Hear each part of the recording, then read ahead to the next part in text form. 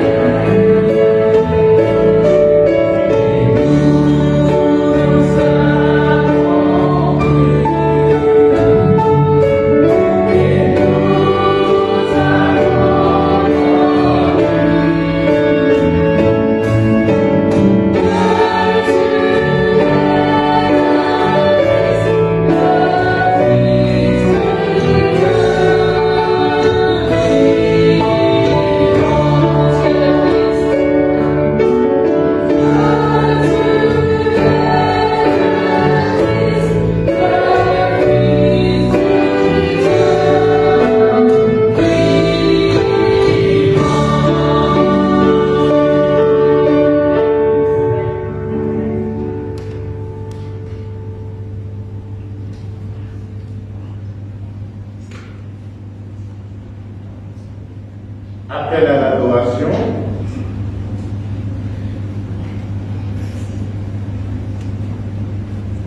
Psaume 24, à partir du verset 7 jusqu'au verset 10. Porte, élevez vos lingots, élevez-vous, portes éternelles. Que le roi de gloire fasse son entrée. Qui est ce roi de gloire? L'Éternel fort et puissant, l'Éternel puissant dans les combats. Portes, élevez vos linteaux, élevez-les, portes éternelles. Que le roi de gloire fasse son entrée. Qui donc est ce roi de gloire? L'Éternel des armées, voilà le roi de gloire. Amen. Alléluia, alléluia. Louons le Seigneur ensemble. C'est une prière. Alléluia, gloire à Dieu.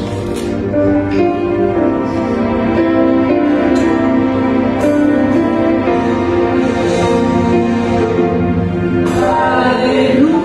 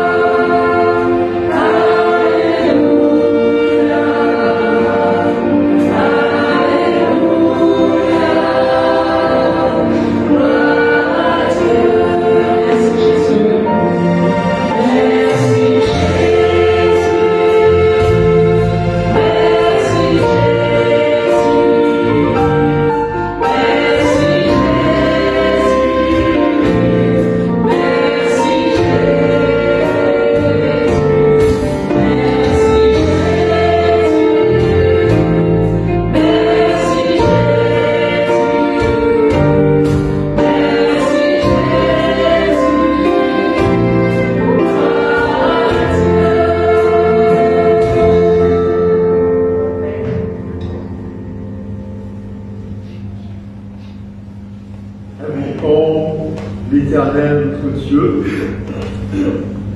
Ô Éternel, divin Sauveur, en ce lieu, ton nom est invoqué. Rien ne t'échappe, tu nous vois tels que nous sommes.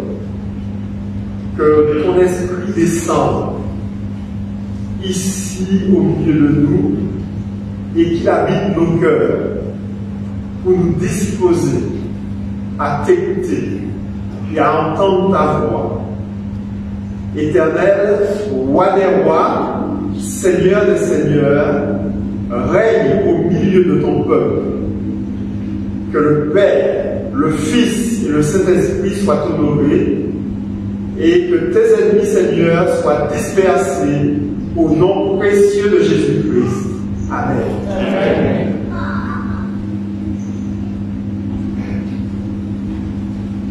Je suis dans la joie quand on me dit « Allons à la maison de l'Éternel ». Oui, qu'il est beau, qu'il est doux et agréable pour des frères et sœurs de demeurer ensemble. C'est sur les paroles du psalmiste ce matin que je vous souhaite une cordiale et chaleureuse bienvenue à vous tous qui êtes présents ici ce matin, frères et sœurs, amis visiteurs, et à tous nos frères et sœurs connectés sur Zoom et Facebook. Que le Seigneur, dans sa riche bonté, nous fasse sentir sa présence par l'onction puissante de son Esprit Saint. Bienvenue. Amen.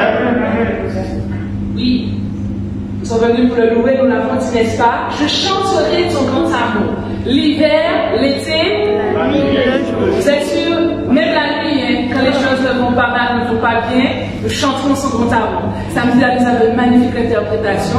Maintenant, c'est à votre tour et à notre tour ensemble de chanter toujours les merveilles de l'Éternel. Nous chanterons la première, la troisième et la cinquième strophe. Et je veux vous entendre ce matin. Je vous sens un petit peu frisquet, ça doit être ça. Mais ensemble, on va chanter le grand amour du Seigneur. Amen.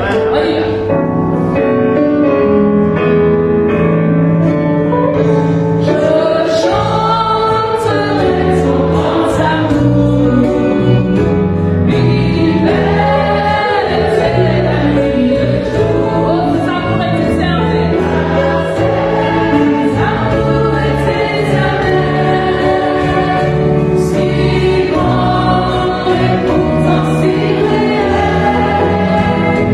See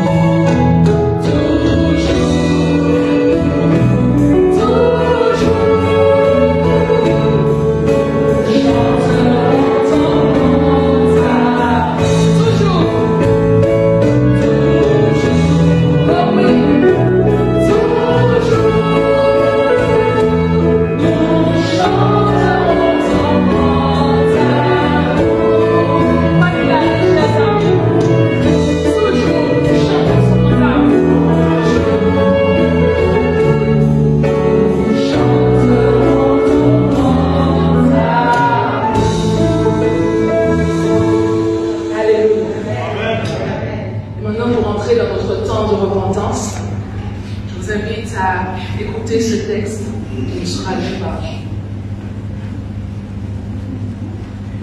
Lamentation 3, versets 19 à 23.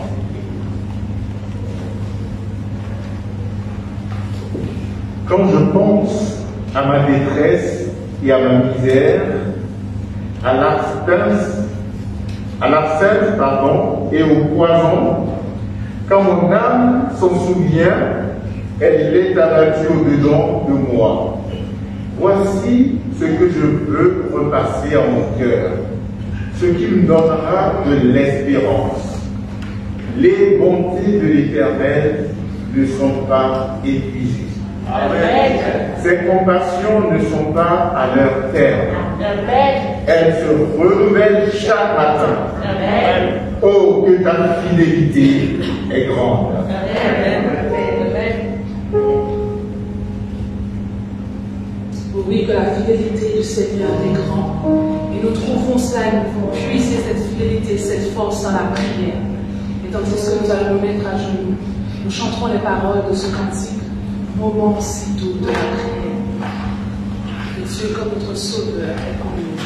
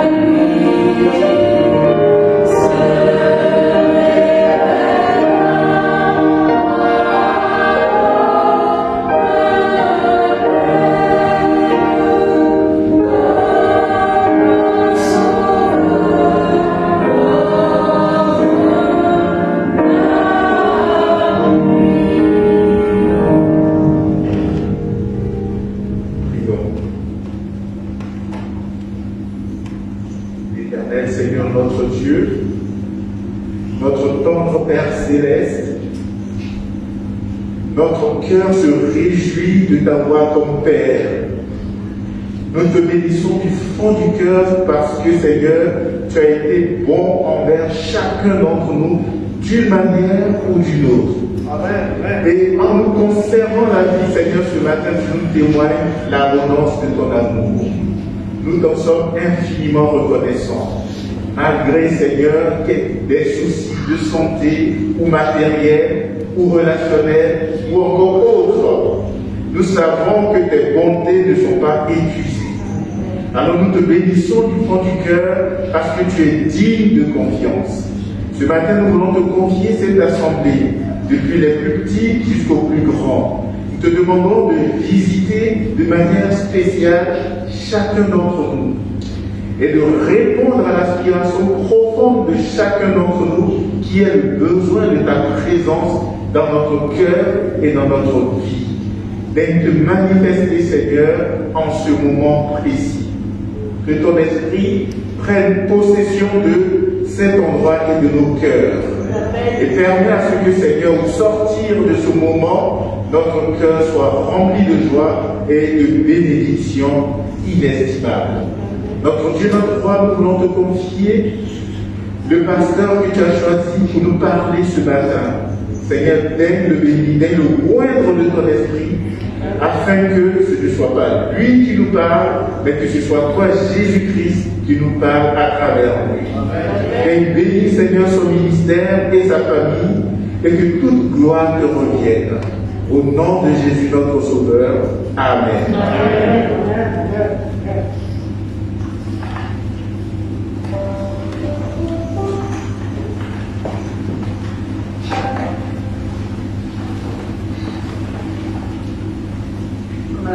Nous allons donc rentrer dans ce temps de reconnaissance et de fidélité. Et juste avant de chanter notre chant Ô Dieu, nous vous invitons donc à prêter une oreille et un visuel attentif à la vie.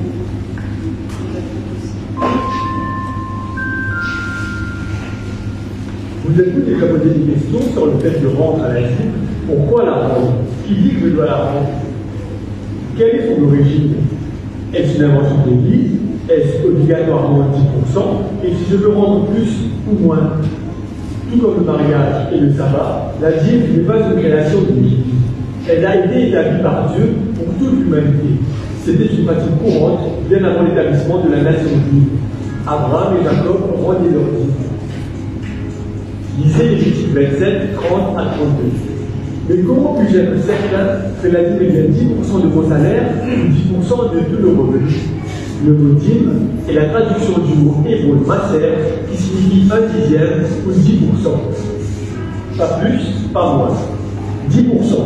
Donc, tout autre pourcentage ne peut pas être appelé dîme. Il est très important pour le croyant de vérifier toutes ses sources de revenus et ses augmentations régulièrement, de reconnaître que c'est une bénédiction de Dieu et de calculer quelle est la somme exacte qui représente 1/10 de la bénédiction. Lorsque vous rendez votre dîme et que vous donnez votre engagement, ouvrez votre cœur à Jésus en lui demandant la force de rester fidèle, même si les difficultés et les émotions humaines essaient de vous diriger sur une autre voie. Mettez le désir en dernier. Et Dieu en premier. Amen.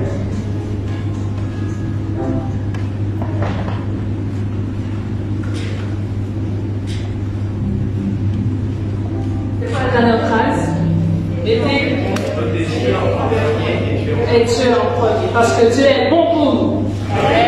Il est très bon. Et c'est la raison pour laquelle nous chantons, nous le louons. Parce que nous servons un Dieu qui est bon, un Dieu qui est doux et un Dieu qui est fort. Alors ensemble, chantons ces paroles tandis que notre diaconné se passera dans les rangs pour accueillir nos offrandes et nos dîmes.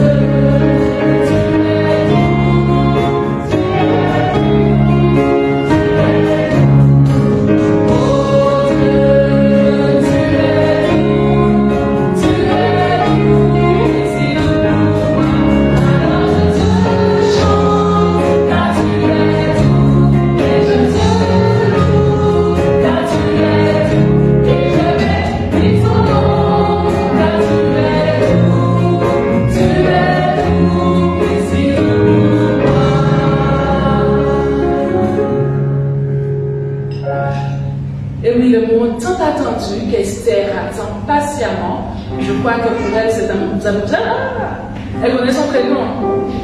Elle a répondu, est arrivé le moment de sa présentation. J'invite donc les parents à venir ainsi.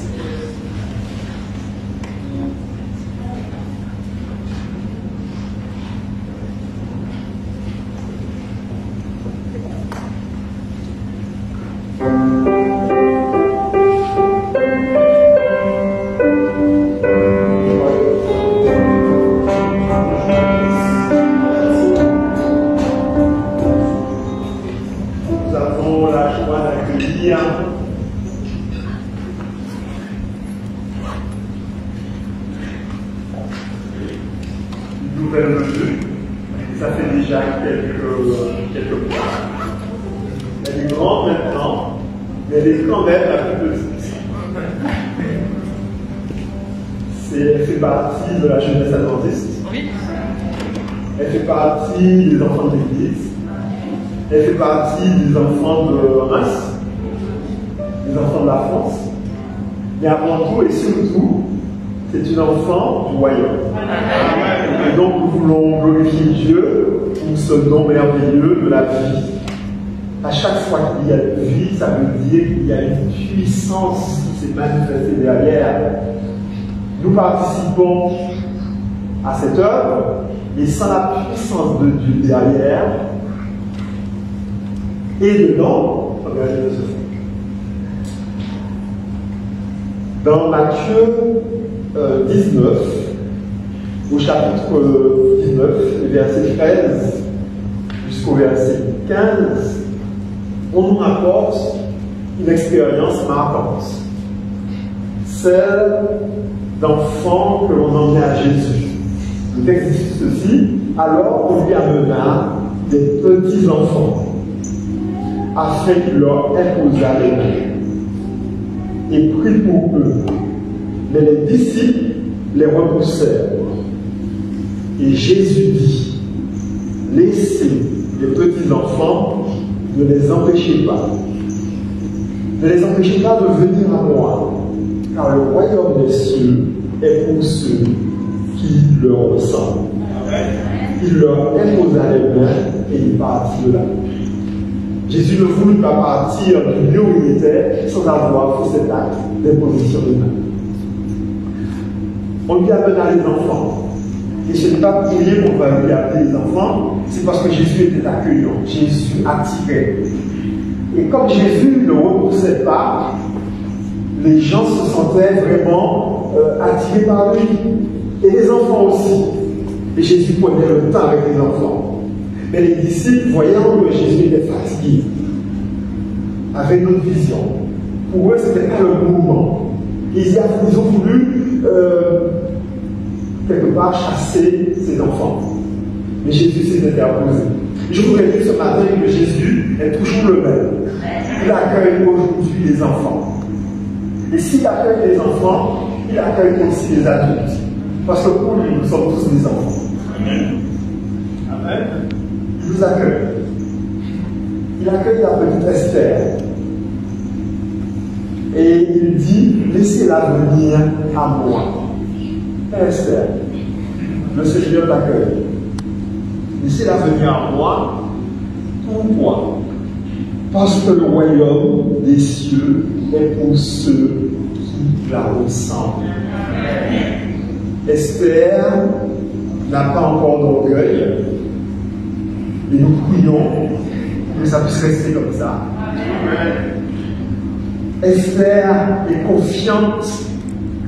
Elle ne s'occupe de rien. Elle s'appuie entièrement sur ses parents, maman et papa. Et sur sa soeur, ses dadis, sa grand-mère. Et tous ceux qui l'entourent, en qui elle a confiance. Laissez-la venir. Et donc, naturellement, les enfants sont attirés à Jésus. Mais trop souvent, nous les empêchons d'aller à Jésus. Ça peut se manifester dans l'éducation, ça peut se manifester dans l'intérêt qu'on a pour les enfants, dans la méchanceté de se manifester dans nos rapports avec les enfants. Toutes ces choses-là font que nous éloignons les enfants du Maître. Et Jésus dit: laissez-les venir à moi. Donc, personne n'a le droit d'empêcher les créatures du Seigneur, surtout aussi innocentes que bébés, de venir à Jésus. Et c'est vrai aussi pour les adultes. Nous n'avons pas le droit d'empêcher les adultes, soit par notre comportement, par nos paroles, tout ce que nous pouvons faire, les empêcher de venir à Jésus. Et ce matin, je voudrais dire: laissons venir à Dieu les petits enfants que nous devons être. Laissons venir à Dieu chaque personne ici. Laissons venir à Dieu Esther. Amen. Esther, tu veux venir? Tu as l'exercice.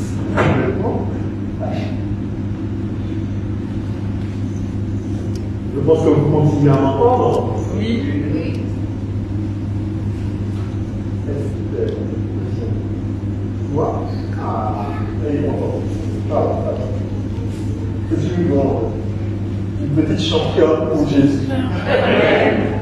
Amen. Nous ne savons pas ce que Dieu peut faire de cet enfant. Nous ne savons pas ce que Dieu peut faire de celui qui se trouve à notre côté. Et nous ne savons pas non plus ce que Dieu peut faire de nous. Et Dieu a une vision extraordinaire. Dieu veut faire de ses enfants un royaume le sacrificateur pour son Père. Chaque personne ici a un potentiel extraordinaire. Et ça va continuer dans l'éternité. Que le Seigneur bénisse cet enfant. Et j'ai vu donc tous ceux qui, en même temps, veulent venir à Jésus, de se lever aussi avec nous. Et puis, pardon. Donc, on va peut-être, je ne sais pas si ça c'est capique, on va se mettre devant pour que la sœur et la grand-mère participent de près.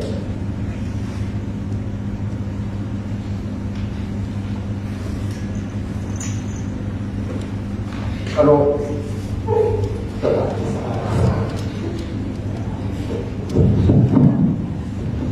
On va laisser donner les enfants à Jésus, mais on va aussi les laisser aller.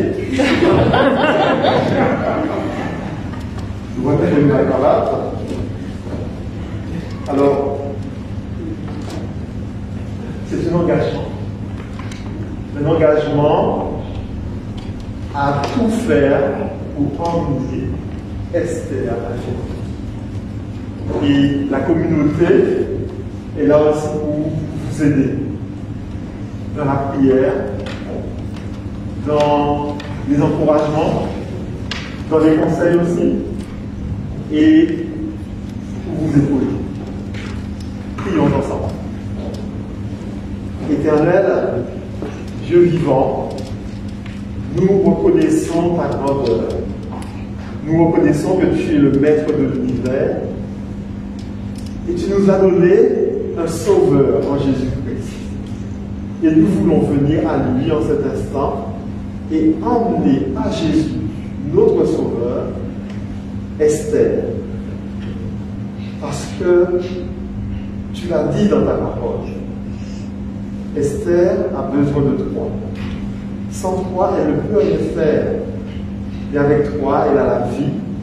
Avec toi, elle a le mouvement et l'être. Avec toi, elle a la vie éternelle. Amen. Merci de donner à ses parents la sagesse et l'intelligence pour mener à bien la mission que tu leur as confiée. Mission qui consiste à emmener Esther et leur plus grande fille quotidiennement à Jésus. Amen. Donne-leur de donner une éducation chrétienne, biblique à leurs enfants. Amen. En sorte que par ta grâce, ces deux filles puissent être présentes dans le royaume de Dieu. Amen. Non seulement elles, mais tous ceux qui, ici, veulent faire de Jésus le centre de leur vie. Amen. Merci de nous éduquer, car nous aussi nous avons besoin d'éducation. Nous avons besoin de désapprendre certaines choses et d'apprendre de nouvelles et bonnes choses. Amen. Instruis-nous par ton esprit et par ta parole. Montre-nous la voie de la sagesse et fais de nous de vrais serviteurs de Dieu vivant. Nous te demandons pour Esther une bonne santé.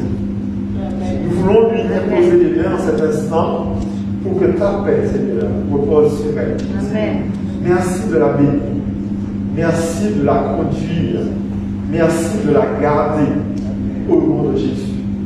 Merci, Seigneur, de souffler sur cet enfant un esprit de paix, un esprit de sagesse et d'intelligence, un esprit de lumière, de victoire, au nom de Jésus. Amen. Amen.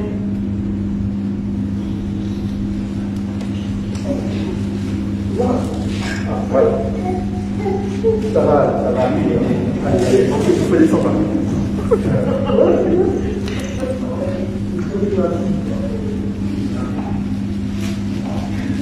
Voilà. Tout va bien. Amen. C'est Dieu.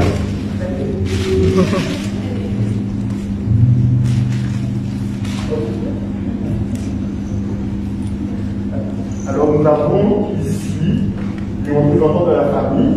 Je les laisse exprimer au nom de l'Église quelques paroles.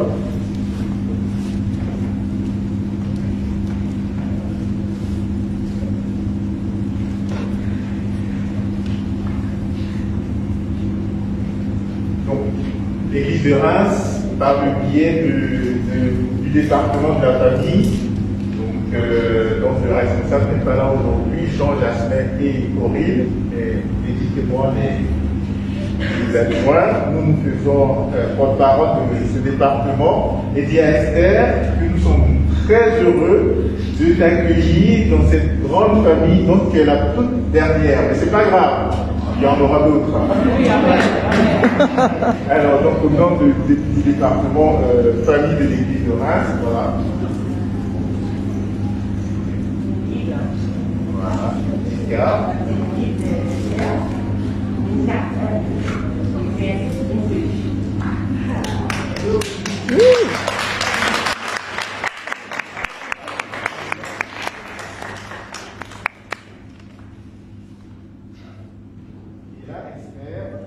Voilà,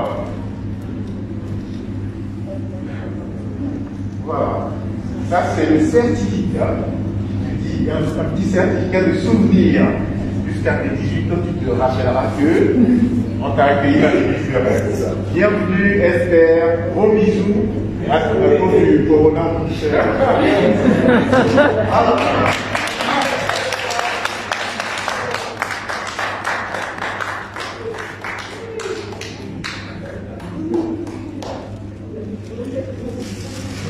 Je vous bénisse abondamment, au nom de toute l'Église. Courage. Enfin, je suis dit, c'est pas que c'est difficile, mais il y a quand même une certaine responsabilité. Je vous bénisse abondamment. Voici dans ta maison, réunis ensemble pour louer ton nom, pour te remercier, pour te rendre gloire, car tu es le Dieu qui pourvoit, le Dieu tout-puissant. Manifeste-toi, car nous avons fait de toi. Ensemble, levons-nous et chantons ces paroles.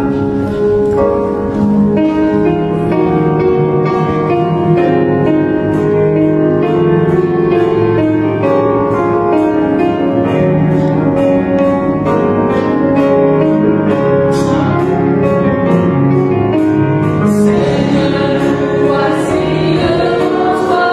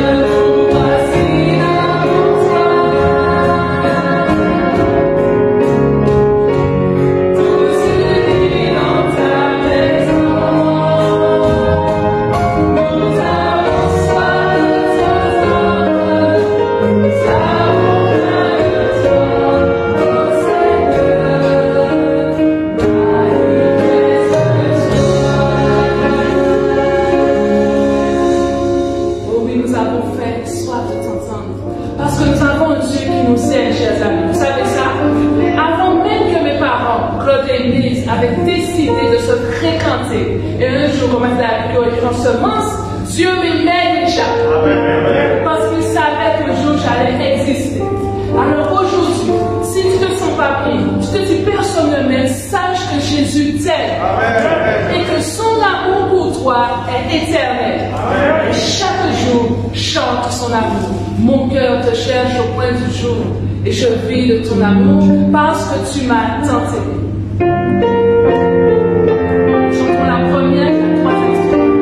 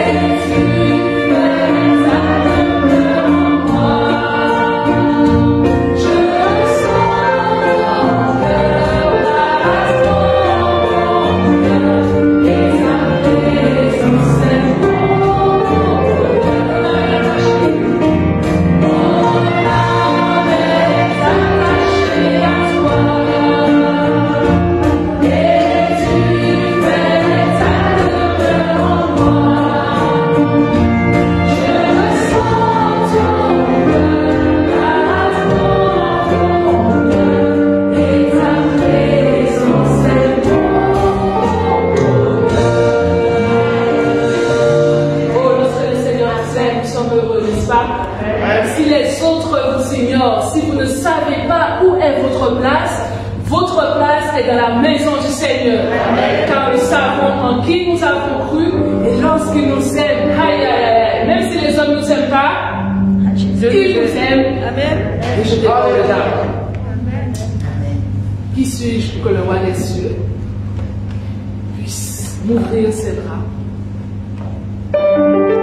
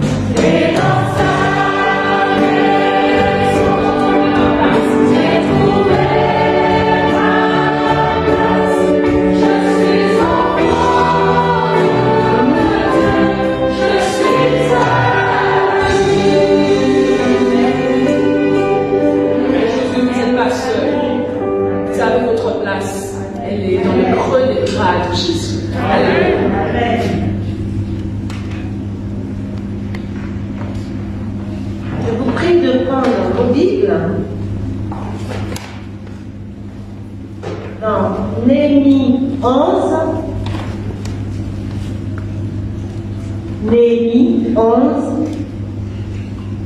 verset 1 à 2, que je vais lire. Néhémie 11, versets 1 et 2. Les chefs du peuple s'établirent à Jérusalem.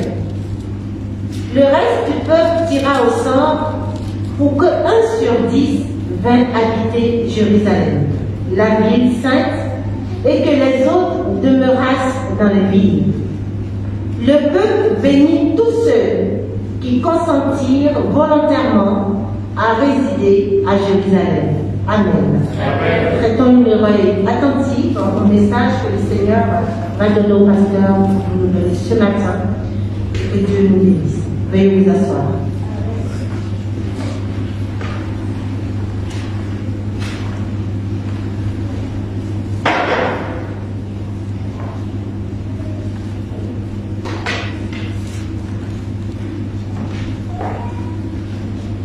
Bonjour, bon sabbat à tous.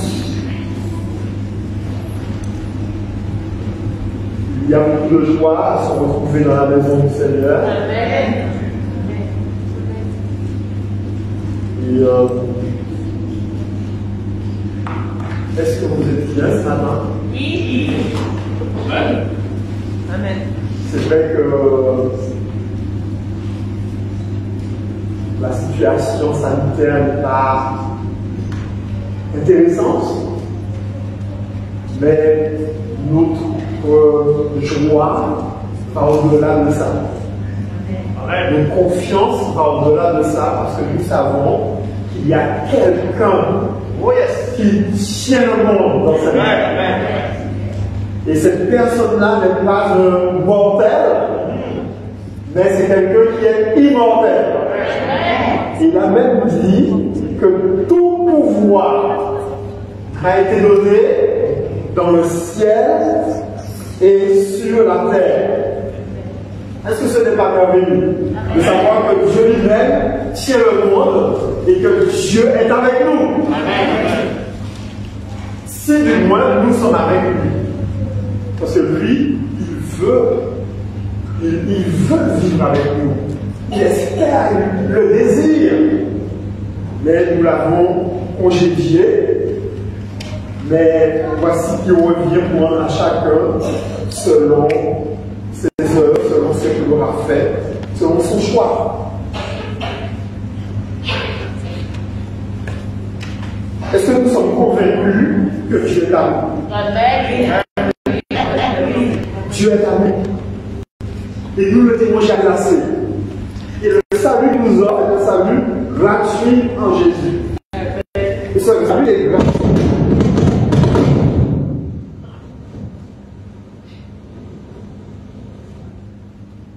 Je vous invite pas le tremblement de terre. Ce salut qui est gratuit en Jésus est un salut que nous ne payons pas du tout. Il est vraiment gratuit. Mais cela demande une disponibilité. Cela demande un partenariat. Cela demande de marcher avec Dieu, comme Enoch a marché avec Dieu. Cela demande de prendre du temps pour étudier la parole. Cela demande de prendre du temps pour prier. Parce que pour que Dieu fasse son œuvre en nous, l'œuvre que lui seul peut faire, nous avons besoin de lui ouvrir la porte. Nous avons besoin que notre esprit soit disponible. Amen. Nous avons besoin que nous puissions lui prendre le temps pour lui donner ce temps. Mais nous avons besoin de cela. Mais ce n'est pas parce que nous faisons cela que nous avons un mérite. Parce que celui qui produit en nous le vouloir le faire, c'est Dieu. C'est-à-dire que nous ne serions même pas ici si Dieu ne nous avait pas disposé à venir. S'il ne nous avait pas donné l'énergie pour venir. S'il ne nous avait pas permis de respirer pour venir. Donc, finalement, tout part de Dieu et tout retourne à Dieu. Et lorsque nous avons compris cela, on est beaucoup plus humble. Parce qu'en fin de compte, même si nous avons de la connaissance comme ça, nous savons que ce n'est rien à côté de l'immensité de l'univers et l'immensité de la connaissance de Dieu qui dit que mes pensées ne sont pas vos pensées et mes paroles ne sont pas vos paroles. Mais autant le ciel est élevé au-dessus de la terre, c'est autant mes pensées sont élevées au-dessus de vos pensées. Amen. Notre réflexion biblique aujourd'hui, notre étude de la Bible se trouve dans le livre de Néhémie. Un livre intéressant qui nous montre comment est-ce que dans un cheminement avec Dieu, on est sorti d'une situation catastrophique pour arriver à une situation honorable. Si nous voulons sortir de la situation, de nos situations compliquées, nous avons l'intérêt de lire le mode d'emploi de la parole de Dieu qui nous montre comment cheminer. Et donc nous avons vu comment Néhémie a fait. Et aujourd'hui nous sommes au chapitre 11 où l'on nous parle de l'établissement d'Israël à Jérusalem. Et donc notre sujet aujourd'hui, justement, se réfère à Jérusalem. On nous parle de Jérusalem. Et la Bible nous parle à plusieurs reprises de Jérusalem. Ça doit être une belle ville. Ceux qui ont eu l'occasion d'aller à Jérusalem ont pu comprendre pourquoi, enfin, ont une idée de ce qu'est Jérusalem. Jérusalem, c'est la ville du grand roi. Jérusalem, c'est une ville impressionnante. Jérusalem est une ville très très ancienne. Probablement la plus ancienne qui soit encore habitée aujourd'hui. Jérusalem, la ville du grand roi. Et ce matin, je voudrais prendre quelques instants pour parler de Jérusalem, habitant de Jérusalem pour toujours. Habitant de Jérusalem pour toujours. Prions ensemble. Éternel Dieu vivant, qui suis-je pour prendre la parole devant ton peuple? J'ai donc besoin de ton secours et de ton aide pour dire des paroles simples, des paroles percutantes, des paroles d'amour, des paroles d'encouragement, des paroles qui montrent l'intérêt de marcher avec Jésus. Merci de nous parler de toi-même et que les paroles de ma bouche puissent être acceptables devant toi, notre Dieu et Rédempteur, au nom de Jésus. Amen. Amen. Dans le livre de Jérémie, au chapitre 11e, on nous dit les chefs du peuple s'établirent à Jérusalem. C'est intéressant de voir que ce sont les chefs qui s'établissent à Jérusalem. Et qu'en est-il du reste du peuple? Le verset d'après nous parle du reste du peuple qui tira au sort. Donc pourquoi est-ce que les chefs sont établis d'abord et puis le reste du peuple doit tirer au sort? N'y a-t-il pas là du favoritisme? Et on serait donc, enfin, on est appelé par cela, et c'est bizarre quand même. Dieu n'est-il pas un jeu juste? Pourquoi est-ce que les chefs sont servis d'abord? Il y a un genre de paradoxe dans le texte, au verset 2. Il est dit, le peuple bénit ceux qui consentirent volontairement à résider à Jérusalem. On dit au départ que les chefs du peuple s'établirent à Jérusalem, et puis ensuite, après, on a l'impression qu'il y a comme une contrainte, et que certaines personnes vont accepter cette contrainte et vont s'établir seules, volontairement à Jérusalem. Est-ce que vous voyez ce que je veux dire? Vous me suivez? Donc cela va nous permettre de voir ici que lorsqu'on est chef, on a une certaine responsabilité. Les chefs du peuple, c'est déjà bien de savoir qu'il y a des chefs, des personnes responsables. Parce que s'il n'y a pas de personnes responsables, la Bible nous dit que le peuple est sans fin. Du moins, on nous donne l'expérience, on nous dit qu'il n'y avait point de roi en Israël et chacun faisait ce qu'il voulait. Le roi d'Israël, depuis son origine, c'est Dieu lui-même. Et Dieu n'a jamais voulu qu'il y ait un roi autre que lui en Israël. Est-ce que avoir Dieu comme roi, ce n'est pas suffisant? Et le peuple d'Israël a voulu un roi. Et nous avons vu où cela les a menés. Et maintenant, ils viennent de revenir de captivité. Ils n'ont pas réussi à reconstruire la ville. Jusqu'à ce que Dieu suscite un homme, Néhémie, qui en 52 jours a accompli ce qu'ils n'ont pas réalisé pendant des années. Pourquoi? Parce que cet homme faisait confiance à Dieu. Et donc c'est bien de savoir qu'il y a des personnes qui font confiance à Dieu. Et lorsqu'on nous parle ici de chefs du peuple, ce sont des chefs ici qui faisaient confiance à Dieu. La preuve, c'est qu'on voit dans le cheminement du chapitre 3 jusqu'au chapitre 6 ce qui s'est passé. Et il y avait un leader.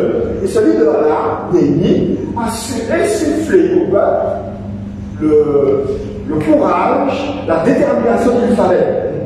En fait, lorsque ceux qui nous conduisent n'ont pas cette détermination, le peuple a tendance à se relâcher.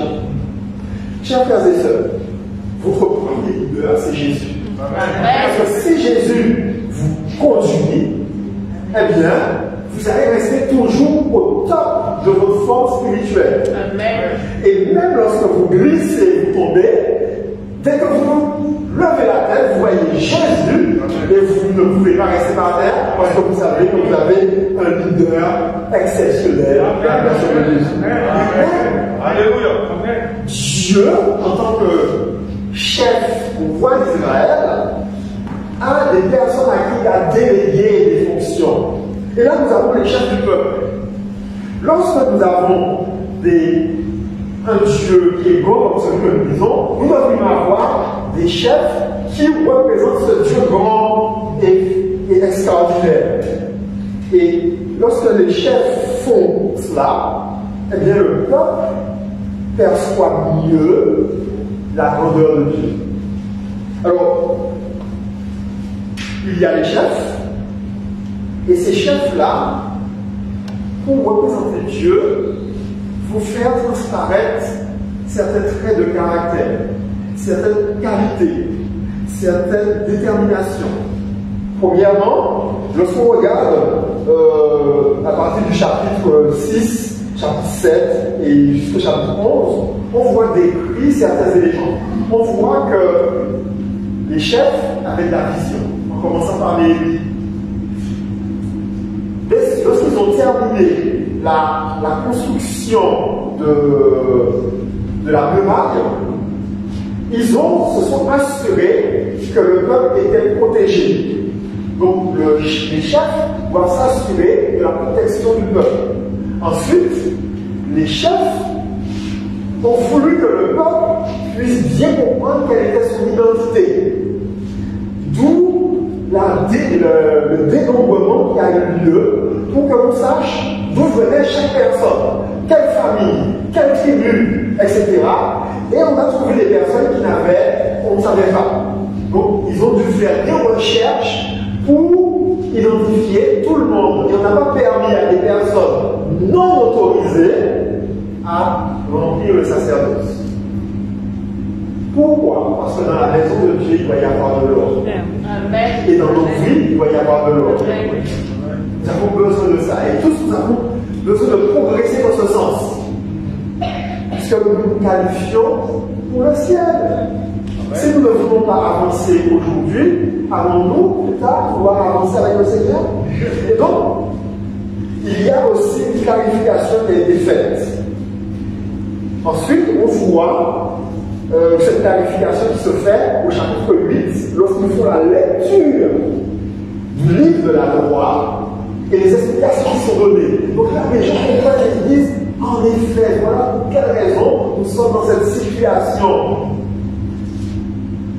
Et à ce moment-là, le peuple est encouragé. On rétablit la fête des tabernacles, c'est-à-dire qu'on permet au peuple d'entrer dans la joie. En fait, Dieu veut que le peuple soit organisé, parce que Dieu veut que son peuple soit fort, et il veut aussi que son peuple soit joyeux. Amen. Si quelqu'un veut votre bonheur, c'est bien vu. Vous-même, vous ne voulez pas votre bonheur, autant que Dieu veut votre bonheur. Amen. Ensuite, on voit qu'il y a une démarche qui doit être suivie. Et dans cette démarche, les responsables vont donner le ton. Donc le chef, le leader, est quelqu'un qui n'a pas peur de se mettre en avant pour montrer quoi faire. Et puis, il y a le fait que les chefs reconnaissent leurs erreurs. Lorsqu'ils ont fait du mal, ils avaient commencé à faire payer les frères, en fait, à prêter de l'argent avec des intérêts. Et il a dit non, ça ne peut pas se faire. Et la parole de Dieu interdit ça, de prêter à des frères de l'argent avec intérêt. Et ils ont reconnu leur erreur. Et donc ils sont repartis sur de nouvelles bases. Et puis ils ont montré de la persévérance.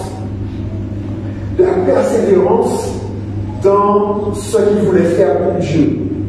Et chacun a renouvelé son alliance avec le Seigneur.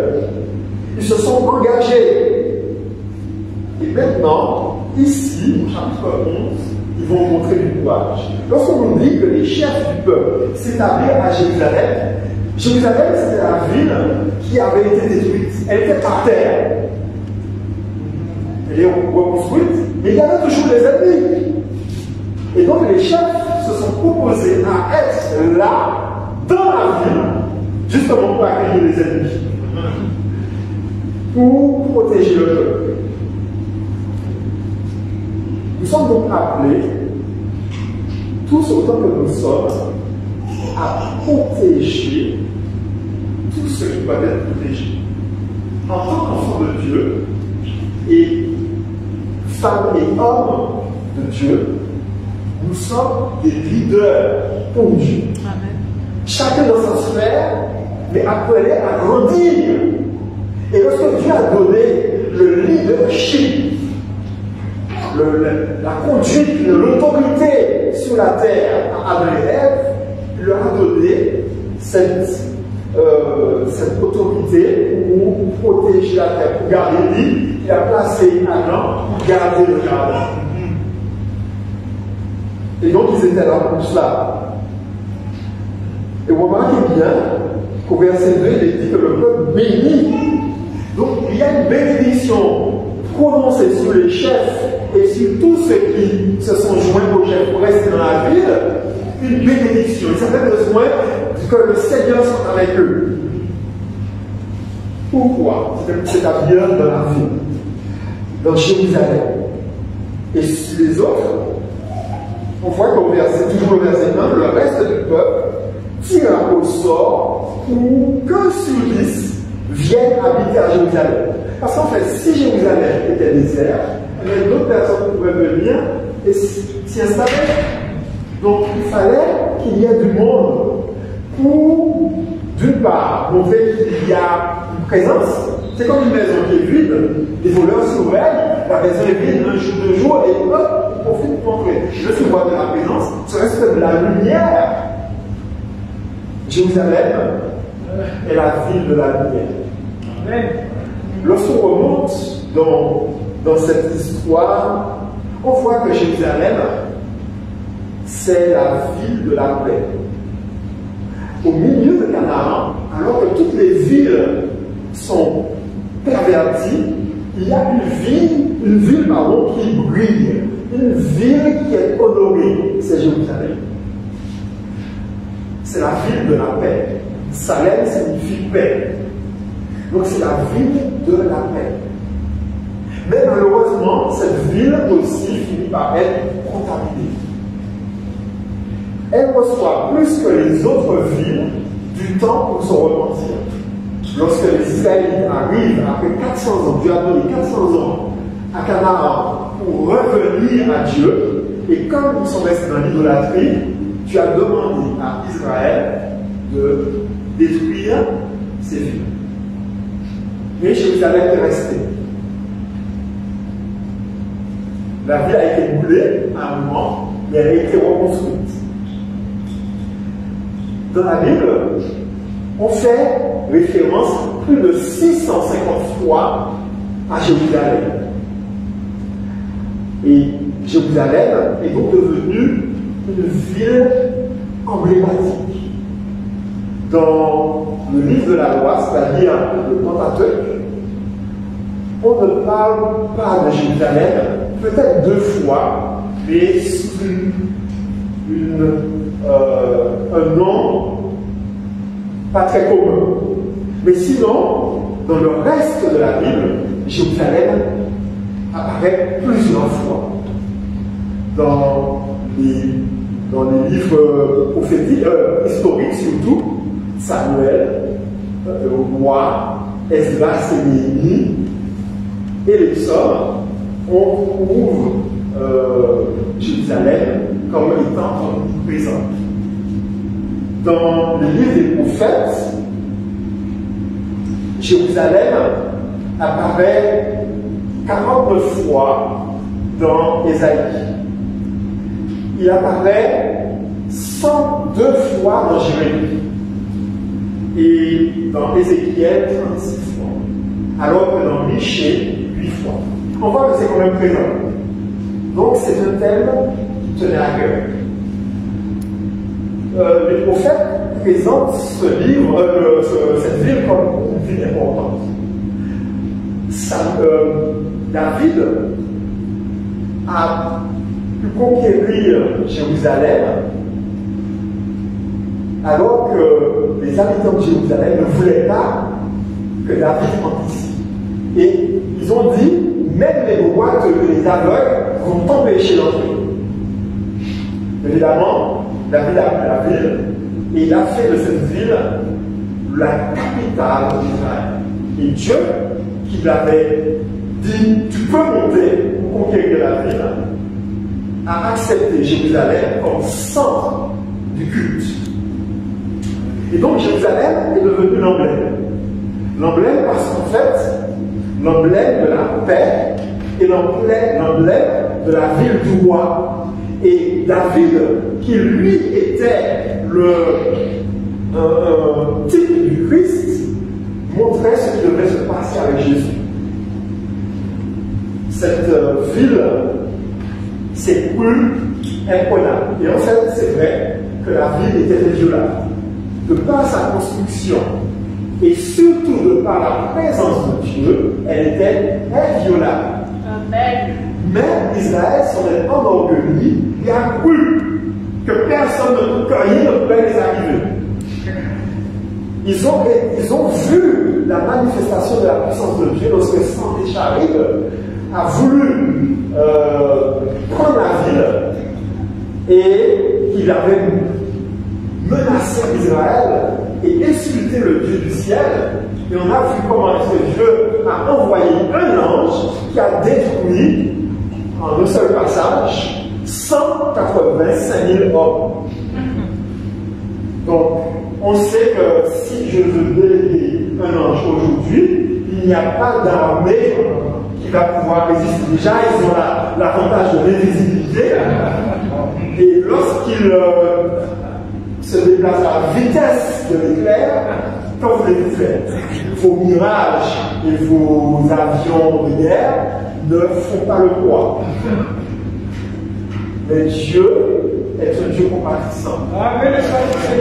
Il dit dans Israël, dans les pardon, non, l'armée de l'Éternel n'est pas trop pour nous sauver. Parce que Israël croyait que non, nous avons Dieu avec nous, rien ne peut nous arriver. Et Isaïe a dit non. Et il a un peu brisé l'espoir. Et puis les autres prophètes sont venus en mettant des couches supplémentaires et pour montrer que cette invincibilité que vous avez, non, ce n'est pas vrai. Si Dieu n'est pas là, vous n'êtes pas invincible. Et si Dieu n'est pas dans nos vies, nous ne sommes pas invincibles. Que pouvons-nous faire contre le diable? Il rôde autour de nous comme un lion rugissant, cherchant qui le dévorera. Mais gloire soit rendue à Dieu en Jésus-Christ. Nous avons un sauveur. Et son nom est Jésus. Lorsque nous sommes cachés en Jésus, il nous protège. Nous devenons invincibles. Amen. Gloire à toi, Seigneur Jésus. Gloire à toi. Et pourquoi ça veut dire invisible aussi? Aide-toi, Seigneur. Parce que Jésus nous emmène dans une humilité. Lorsque nous faisons des choses, nous savons que ce n'est pas nous, c'est l'Esprit de Dieu qui habite en nous. Amen. Le salut n'est pas un salut par les œuvres de la loi. C'est vrai qu'il y a les œuvres de la foi. Et les œuvres de la foi, c'est un don de Dieu. C'est justement pour ça que ça s'appelle les œuvres de la foi. Nous recevons ces dons, ces œuvres-là, qui sont les œuvres que le Christ vient vivre en nous. Amen. Et donc, Israël a dû essuyer une belle défaite. Israël s'est retrouvé en captivité. D'abord les distribus et puis ensuite l'Israël qui restait en fait Juda. Juda évangélique. Mais lorsqu'ils ont reconnu leur erreur, Dieu les a ramenés. Mais nous n'apprenons pas des leçons, ou du moins nous oublions vite. Et nous avons vu dans l'histoire d'Israël comment ils ont encore eu de l'orgueil et ils n'ont pas écouté le Messie d'Israël qui était au milieu d'eux. Celui qui donnait justement cette invincibilité au pays n'a pas été reçu. Donc dans les évangiles, on retrouve le thème de Jérusalem. Jérusalem est devenu quelque chose de fort. En effet, lorsque Ésaïe dit « Lève-toi, car ta lumière est arrivée ». Alors les textes que nous avons disent « car ta lumière arrive ». Mais dans l'original, c'est que ta lumière est arrivée. La lumière est déjà arrivée. Dieu est notre lumière et il est déjà là. Lève-toi car ta lumière est arrivée et la gloire de l'Éternel s'est levée sur toi. Dieu nous a éclairés. Et cette gloire qui s'est levée sur nous va faire des merveilles si nous laissons Dieu faire.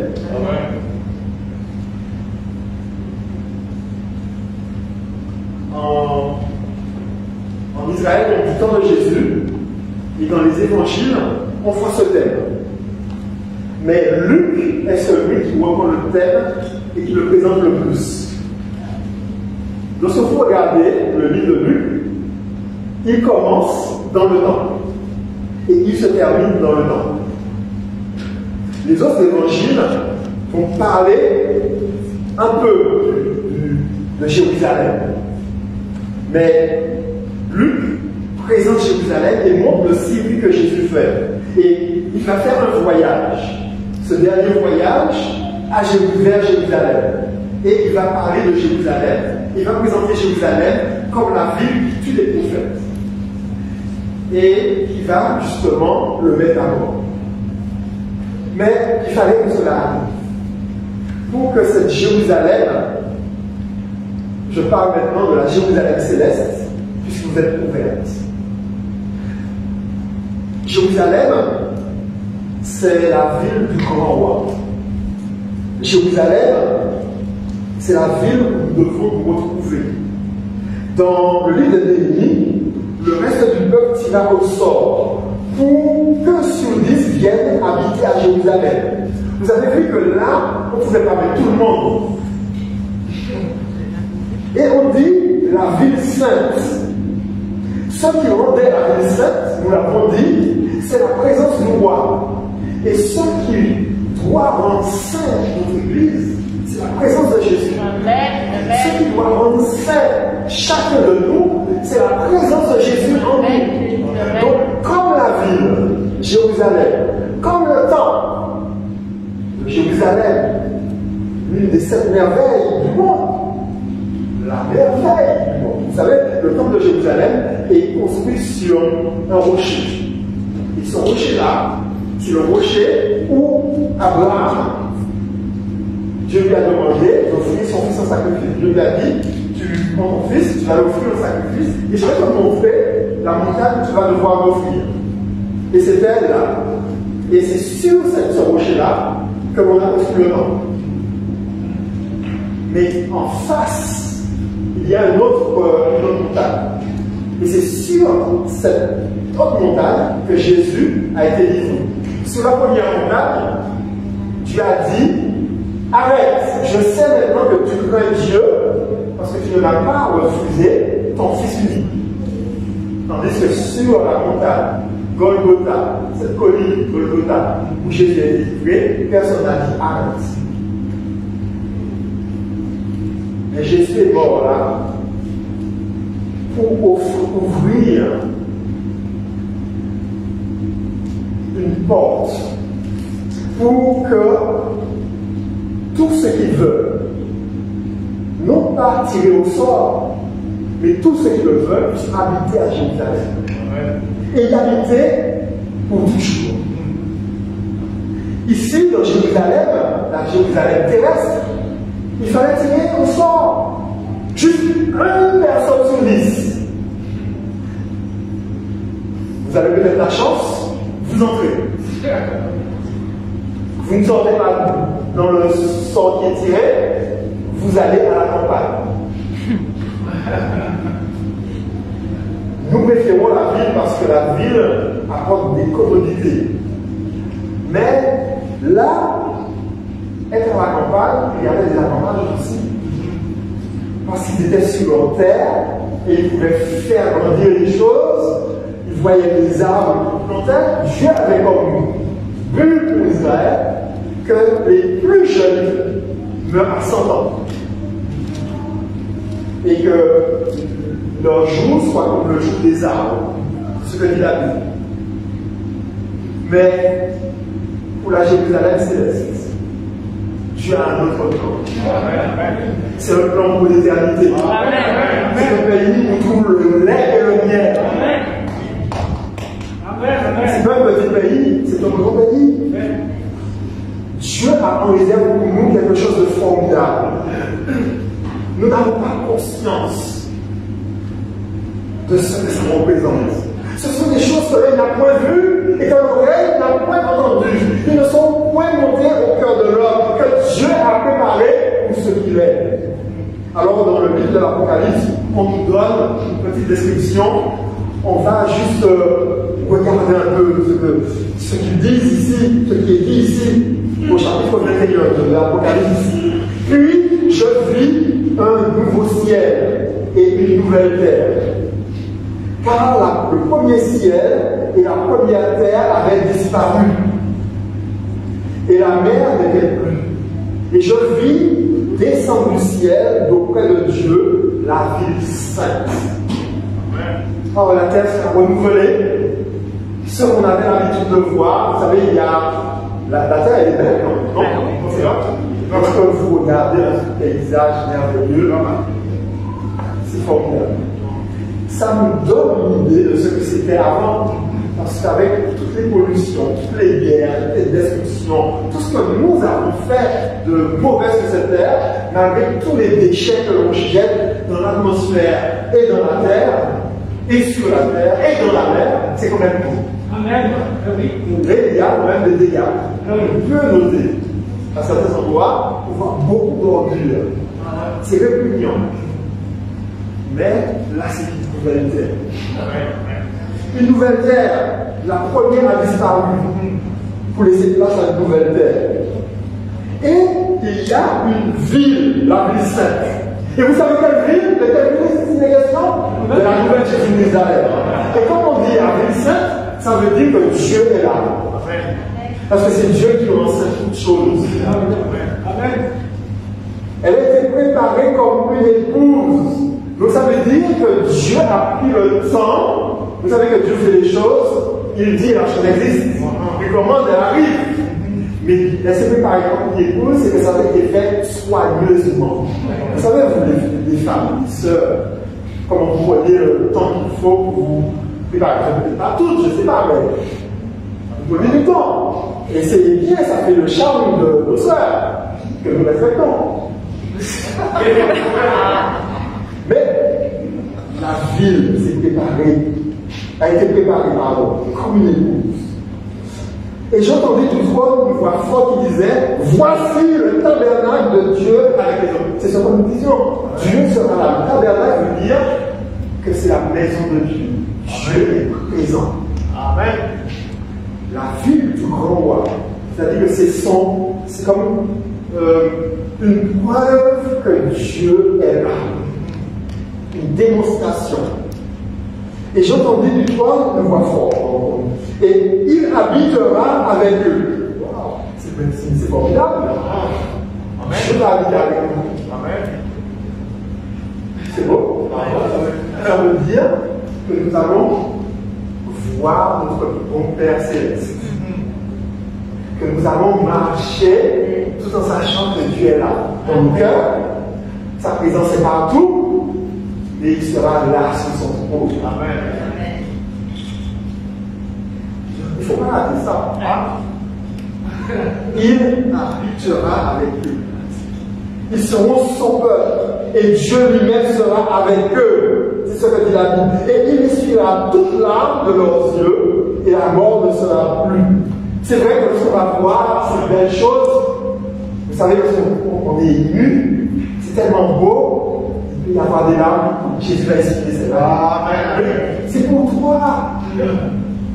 Il va essuyer les larmes. Et lorsqu'on va penser, on va dire, mais on pense à un ami qui n'est pas là, ça peut faire peut-être venir des larmes. Il va essuyer, il va dire, apprécie le moment présent, en ma présence. Faisons tout pour être là. Il n'y aura ni deuil, ni cri, ni douleur, car les premières choses seront disparues. Ça veut dire que les choses que nous vivons actuellement, que nous appelons les premières, sont des choses qui sont là pour nous tester. Mais c'est temporaire. Mais les choses éternelles arrivent. Qui a déjà eu mal aux dents? Moi aussi, malheureusement. Mais c'est fini, ce sera fini là. Les mots de tête, vous avez déjà eu mal à la tête, ce sera fini. Le dos, il y a une soeur qui a une fois mal au dos, sans la montrer, sans la prendre des poids, mais juste pour dire que ça arrive. Fini, terminé. Tout ça, on a disparu, toute douleur. Et celui qui est assis sous le trône dit, voici, je fais toutes choses nouvelles. Et il écrit, car ses paroles sont certaines et véritables. Et il me dit, c'est fait. Je suis l'alpha et l'oméga. Notre Dieu est le premier, le dernier. Il est le commencement et il est la fin. Et il sera avec nous pour l'éternité. À celui qui a soif, je vous donnerai l'eau de la source de vie. Gratuitement. Celui qui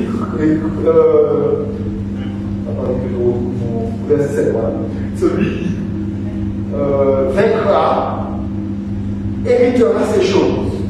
Je serai son Dieu et il sera mon fils. Si nous remportons la victoire, nous serons fils de Dieu. Alors, dès aujourd'hui, Dieu nous a donné le pouvoir de devenir enfants de Dieu. Nous sommes dans un processus de transformation. Mais là, ce sera scellé pour toujours. Impossibilité de revenir en arrière parce que ce sera un choix définitif. Amen. Cette impossibilité respectera la liberté de chacun parce que chacun aura choisi. Mais pour les lâches, les incrédules, les abominables, les meurtriers, les débauchés, les magiciens, les idolâtres et tous les menteurs, leur part sera dans les temps ardents de feu et de soufre. Ce qui est la seconde mort.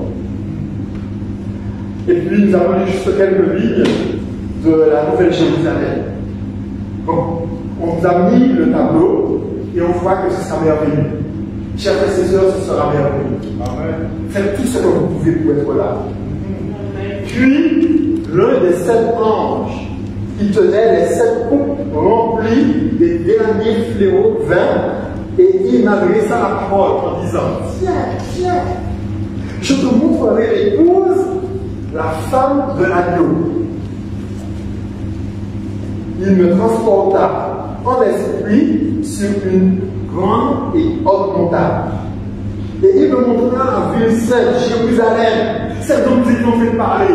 Et celle dont nous parlions tout à l'heure, c'était le prototype. C'était le terrestre. Et là, nous allons sur le céleste. Il me transporta en esprit. Et il me montra la ville Jérusalem qui descendait du ciel auprès de Dieu, ayant la gloire de Dieu. Waouh, merveilleux.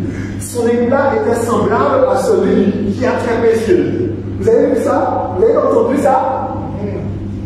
Qui a très précieux? C'est quelque chose qui descend dans le ciel. Ça brille de tous les feux, ça brille de la gloire de Dieu. Donc c'est évident que les méchants ne peuvent pas supporter l'éclat de cette magnificence. Elle avait une grande et haute muraille. Alors, ici, c'est extraordinaire.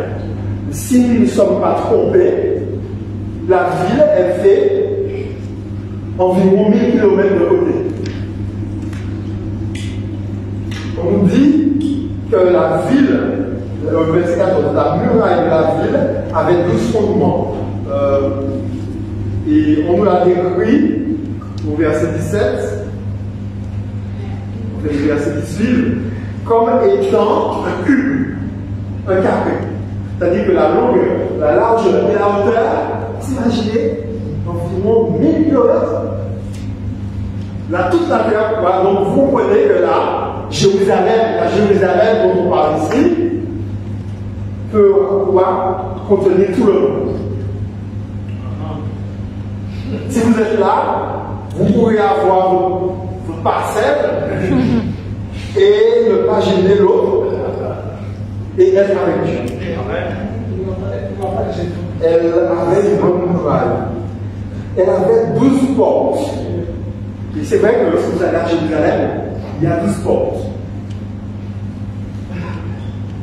Et c'est particulier, c'est intéressant parce que c'est le même principe qui est appliqué ici. Et on nous dit que les noms qui sont écrits dessus sont les noms des 12 tribus. Donc Dieu veut que son peuple se retrouve dedans. Et il vous a inscrit sur les murs. Et les 12 tribus auxquelles nous faisons partie sont inscrits sur les murs. À l'Orient, il y avait 3 portes. Au nord, 3 portes. Au midi, 3 portes. Et à l'Occident, 3 portes. Dieu ne fait pas les choses au hasard. Il fait quelque chose de bien. Il l'a préparé comme si c'était une femme qui s'était préparée pour son mariage. La muraille de la ville avait 12 fondements. Ça, c'est extraordinaire parce que vous avez des maisons, mais il y a un fondement. Derrière, il y a 12 fondements. Là, la ville, elle est vraiment inviolable. C'est-à-dire qu'on a mis un fondement, ça descend dans la terre, et puis on a mis encore un autre fondement, et puis encore un autre fondement, jusqu'à 12 fondements. C'est solide. Et ce qui est intéressant, c'est que c'est translucide. Vous pouvez regarder et voir comme du feu feu mêlé à tout cela. Il n'y a qu'une seule personne qui puisse faire ça, c'est Dieu. Et il y avait sur les fondements 12 noms, les 12 noms des apôtres de l'anneau. Celui qui me parlait avait pour mesure un roseau afin de mesurer la ville, ses portes, sa muraille.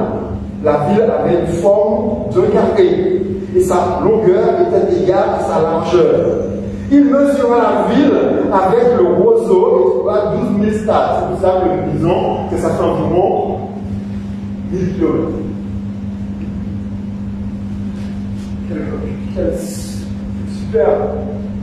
Si vous faites quelque chose de carré, on dirait que ça n'a pas de forme, c'est carré. Et là, c'est beau parce que c'est pas n'importe quel carré, c'est pas n'importe comment. Ça veut dire qu'il y a quelque chose. Et quand vous regardez dedans, il y a tout un jeu de miroirs en quelque sorte, et des flammes de feu. C'est comme une ville allumée, une ville en feu. Alors lorsque les gens sont en feu, ils sont en feu dans leur présence. Mais là, c'est en feu parce que la gloire de Dieu est présente. La muraille mesure 144 coudées, environ 70 mètres de largeur. C'est-à-dire que nous pouvons tous monter sur la muraille pour regarder ce qui se passe dehors. Faites tout pour être à l'intérieur. Parce que dehors, il y a des pleurs et des baissements de l'homme. Et on pourrait continuer. Peut-être qu'un jour, on va peut-être regarder cela plus en détail. Parce qu'on nous parle vraiment des différentes pierres, des pierres précieuses, qui chacune représente quelque chose. Un aspect du caractère de Dieu et que l'on va pouvoir retrouver dans son peuple. Et on nous dit que la ville n'a besoin ni de soleil ni de lune. C'est pas qu'il n'y ait pas de soleil et de lune, mais ça passe inaperçu tant la lumière de l'agneau brille de tous ses lumières. Pour entrer dans ce lieu-là, ce ne sera pas au sort bâti. Sinon, vous avez déjà perdu. Nous avons déjà perdu. Pour être qualifié, il faut passer par quelqu'un qui est la porte centrale. C'est Jésus. Et il dit, venez à moi pour tout ce qui est fatigué et chargé, et je vous donnerai du repos. Cela, nous l'avons déjà entendu. Ça rentre dans notre... C'est quelque chose que nous connaissons par cœur. Mais est-ce que c'est passé à la pratique d'aller à Jésus quotidiennement pour cheminer avec lui tout le temps? Pas que nous fassions. Que nous soyons dans la rue, nous marchons avec Jésus. Que nous soyons à l'église, nous marchons avec Jésus. Que nous soyons à la maison, c'est encore avec Jésus. Et que nous puissions prendre des temps pour lui consacrer à lui seul. Amen. Le pasteur ne peut pas vous sauver. Et Jésus peut le faire. Amen. Vos parents ne peuvent pas vous sauver. Et Jésus peut le faire. Et pourtant, chacun nous avons une responsabilité de nous entraider et de secourir ceux qui souffrent, ceux qui tombent. Mais le salut passe forcément par Jésus. Amen. Donc nous pouvons amener les gens à Jésus. Mais nous ne pouvons pas et nous ne devons pas attirer les gens pour leur faire croire que c'est nous qui donnons le salut. Le salut est donné par Jésus. Le peuple bénit tous ceux qui consentirent volontairement à résider à Jérusalem. Et ma question est celle-ci. Est-ce que vous consentez volontairement à habiter à Jérusalem? Oui. Puisse le Seigneur nous aider dans ce sens. Amen. Et nous aider à nous lever pour lui. Amen. À marcher pour lui. À vivre pour lui. Vivons aujourd'hui comme les citoyens de la cité céleste pour que lorsque la cité céleste sera là, que nous ne soyons pas décriés. Parce que volontairement, nous avons accepté de marcher avec Jésus. Amen. Amen. Amen.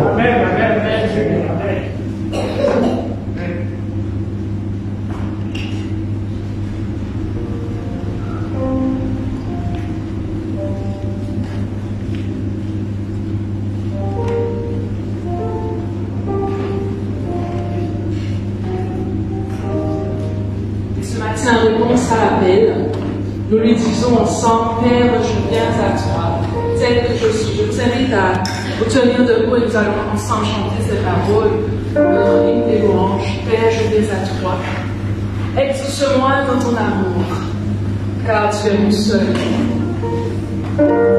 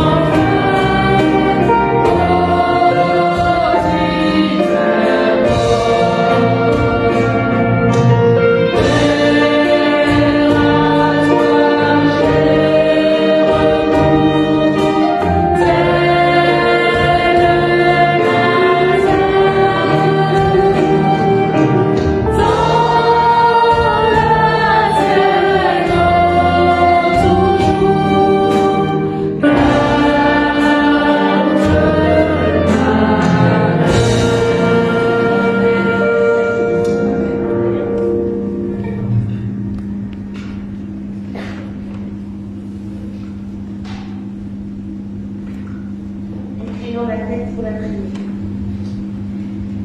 Père éternel, je te remercie infiniment pour ce message que tu nous as donné à travers ton serviteur ce matin. Nous te rendons gloire et nous te bénissons infiniment, Dieu, parce que tu es Dieu. Seigneur Jésus, augmente notre foi et aide-nous à te faire confiance en toutes circonstances. Fais-nous grandir spirituellement en toute humilité. Nous reconnaissons, Seigneur, notre petitesse et nos faiblesses. Nous avons constamment besoin de toi dans nos vies. Remplis-nous alors de ton esprit et donne-nous la victoire sur le péché et dans tous les compartiments de notre vie. Que ta présence, Seigneur Jésus, nous éclaire et que ta présence nous sanctifie. Permets-nous de persévérer avec toi jusqu'à ton retour. Car, Seigneur, nous ne voulons pour rien au monde perdre la vie éternelle. S'il te plaît, daigne inscrire nos noms dans le livre de vie et permets-nous de vivre avec toi tous éternellement dans cette vie sainte. Que ton nom soit glorifié dans nos vies. Je ne suis pas digne d'élever la voix vers toi, mais dans ta grâce infinie, daigne écouter ma prière, Seigneur. C'est en ton nom tout-puissant que j'ai prié. Amen. Amen. Seigneur. Amen.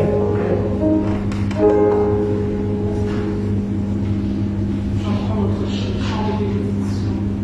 Que l'Éternel nous bénisse.